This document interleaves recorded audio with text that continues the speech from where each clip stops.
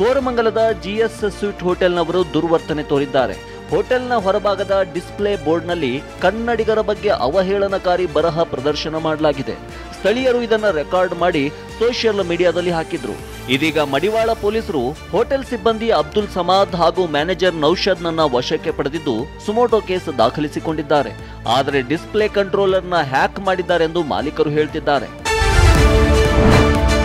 ಬೆಂಗಳೂರಿನ ಗ್ರಾಮಾಂತರ ಜಿಲ್ಲೆ ನೆಲಮಂಗಲದಲ್ಲಿ ಮದುವೆ ಮನೆಯಲ್ಲಿ ಚಿನ್ನಾಭರಣ ಕದ್ದಿದ್ದ ಆರೋಪಿಯನ್ನ ಪೊಲೀಸರು ಬಂಧಿಸಿದ್ದಾರೆ.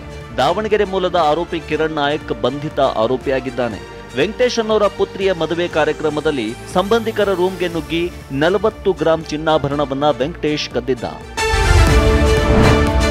ಸರ್ಕಾರಿ ಆಸ್ಪತ್ರೆ ವೈದ್ಯರು ಹೊರಗಡೆ ಔಷಧ ಬರೆಯದಂತೆ ಸುತ್ತೋಲೆ ಹೊರಡಿಸಲಾಗಿದೆ. ಔಷಧಿ ಖರೀದಿಸುವಂತೆ ಚೀಟಿ ಬರೆದುಕೊಡುವ ಸಂಸ್ಕೃತಿ ಕೈಬಿಡಬೇಕು. ಸರ್ಕಾರಿ ಆಸ್ಪತ್ರೆಗಳಲ್ಲಿಯೇ ರೋಗಿಗಳಿಗೆ ಉಚಿತವಾಗಿ ಔಷಧಿಗಳು ಸಮರ್ಪಕವಾಗಿ ದೊರೆಯಬೇಕು.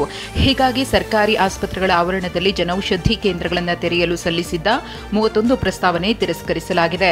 ಜನರಿಕ್ ಔಷಧಿಗಳನ್ನು ಬಿಪಿಪಿಐನಿಂದ ಖರೀದಿಸಿ ರೋಗಿಗಳಿಗೆ ಉಚಿತವಾಗಿ ವಿತರಿಸಬೇಕು. ಸಾರ್ವಜನಿಕರು ಸರ್ಕಾರಿ ಆಸ್ಪತ್ರೆಗಳಲ್ಲಿರುವ ಔಷಧಿ ಕೇಂದ್ರಗಳಲ್ಲಿಯೇ ಔಷಧಗಳನ್ನು ಉಚಿತವಾಗಿ ಪಡೆಯುವಂತೆ ಸಚಿವ ದಿನೇಶ್ ಗುಂಡೂರಾವ್ ಮನವಿ ಮಾಡಿದ್ದಾರೆ.